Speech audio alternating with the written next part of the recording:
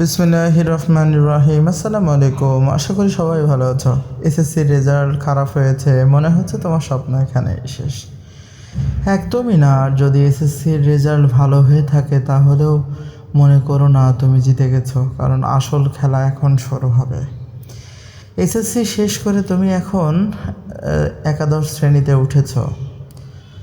তখন তোমার সামনে আছে প্রায় 2 বছর। এই 2 বছর ঠিকভাবে ব্যবহার করতে পারলে এইচএসসিতে A+ পাওয়ার পাশাপাশি ভবিষ্যতে ইউনিভার্সিটি অ্যাডমিশনের জন্যও নিজের ফাউন্ডেশন তৈরি করতে পারবে। কিন্তু প্রশ্ন হলো, শুরু করবে কিভাবে? এইটাই তো তোমাদের অসুবিধা। নিজের এসএসসি রেজাল্ট দেখো এবং বুঝে নাও তুমি কোথায় দাঁড়িয়ে আছো, কোন বিষয় দুর্বল, কোন বিষয়ে ভালো, আর ভবিষ্যতে তুমি কোন দিকে যেতে চাও। মেডিকেল ইঞ্জিনিয়ারিংয়ের জন্য আমি এর আগে ভিডিও দিয়েছি, পোস্ট করেছি, গাইডলাইন দিয়েছি।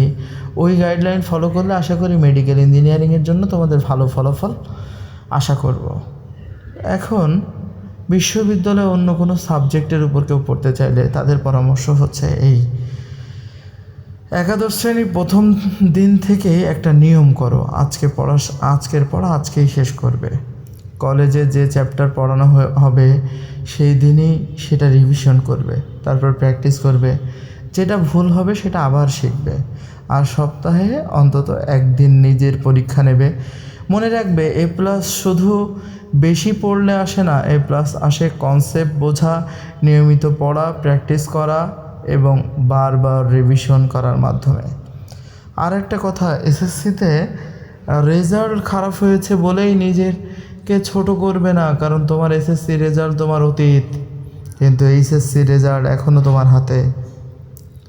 আজ তুমি যদি সিদ্ধান্ত নাও আমি আর সময় নষ্ট করব না, আমি একাদশ শ্রেণীর প্রথম দিন থেকেই সিরিয়াস হব, খুব ভালো করে মন দিয়ে পড়ব, তাহলে তোমার পুরো ভবিষ্যতের গল্পটাই বদলে যাবে। আর এখানেই শেষ নয়, পরের ভিডিওতে আমি দেখাবো একাদশ শ্রেণীর প্রথম 30 দিনে ঠিক কী করতে হবে, প্রতিদিন কিভাবে পড়বে, কোন সাবজেক্ট আগে ধরবে এবং কিভাবে শুরু থেকে A+ এবং ইউনিভার্সিটি অ্যাডমিশনের ফাউন্ডেশন তৈরি করবে। সকল কিছুই নিয়ে আমি হাজির হব তোমাদের মাঝে। পরবর্তী ভিডিওটা মিস করো না, চোখ রাখতে থাকো, সঙ্গে থাকো বুস্টার হিরো আশরিফ ভাই পেজের সাথে। পরবর্তী ভিডিওতে দেখা হবে। আল্লাহ হাফেজ।